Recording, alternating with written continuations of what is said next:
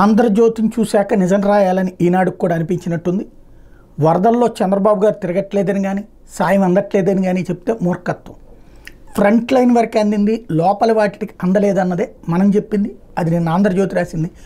ఇవాళకి ఈనాడు కూడా అదే రూటు పట్టింది. ఇవాళైతే ఆ ప్రాబ్లం లేదు, ఆల్రెడీ సాల్వ్ అయిపోతుంది, అక్కడ దాకా కూడా వెళ్తుంది. వాస్తవంగా నేను ఇవాళ ఈనాడు కదిపితే కన్నీళ్లే అంటూ ఒక స్టోరీ రాసుకొచ్చింది. ఇందులో వరద ప్రభావిత ప్రాంతాల్లో రాష్ట్ర ప్రభుత్వం సహాయ చర్యలు ముమ్మరంగా చేపడుతున్నా ముంపు ప్రాంతాల వాసులకు పూర్తి స్థాయిలో కష్టాలు తీరడం లేదు. విద్యుత్ సరఫరా పునరుద్ధరణ పనులు జరగకపోవడంతో ముంపు ప్రాంతాలు కొన్ని ఇంకా చీకట్లోనే మగ్గుతున్నాయి. పలుచోట పసుకళేబరాలు బయటపడుతున్నాయి. కార్లు, ద్విచక్ర వాహనాలు, ఆటోలు 4 రోజులుగా నీళ్లలోనే నానడంతో స్టార్ట్ కావడం లేదు. అయితే దొంగల భయం కారణంగా బాధితులు సురక్ష ప్రాంతాలకు వెళ్ళడానికి నిరాకరిస్తూ అక్కడే భయంగా ఉంటున్నారు. నీళ్లలోనే దూర ప్రాంతాలకు వెళ్ళి నిత్యావసరాలను తెచ్చుకుని అక్కడే ఉంటున్నారు. ఎన్డీఆర్ఎఫ్, ఎస్టీఆర్ఎఫ్, పోలీసు, రెవెన్యూ అధికార బలగాల సహాయ చర్యలు పూర్తిగా నిమగ్నమైన వరద ముప్పు ఇంకా తీవ్రంగా ఉన్న ప్రాంతాల్లో పూర్తి స్థాయిలో సాయం అందడం లేదు. వరద నీరు ఎక్కువగా ఉండడంతో సహాయ సిబ్బందికి ప్రతిబంధకంగా మారింది.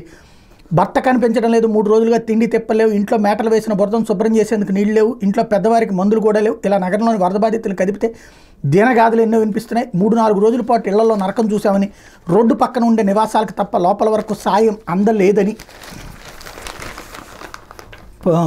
ఇక్కడే డీటెయిల్డ్గా రాసుకొచ్చారు. ఇందులో కన్నీటి పర్యంతమయ్యారు. బుడమేరు కన్నెర చేయడంతో సర్వస్వం కోల్పోయామని తలడిల్లుతున్నారు. 3 రోజుల పాటు ఇళ్లలో నుంచి వరదతో బురద మేటలు వేసింది. ఇల్లు శుభ్రం చేసేందుకు ప్రభుత్వం వివిధ ప్రాంతాల నుంచి బుధవారం 50 అగ్నిమాపక దళ శకటాలు తెప్పించింది. గురువారం ఉదయానికి మరో 60 రానున్నాయి.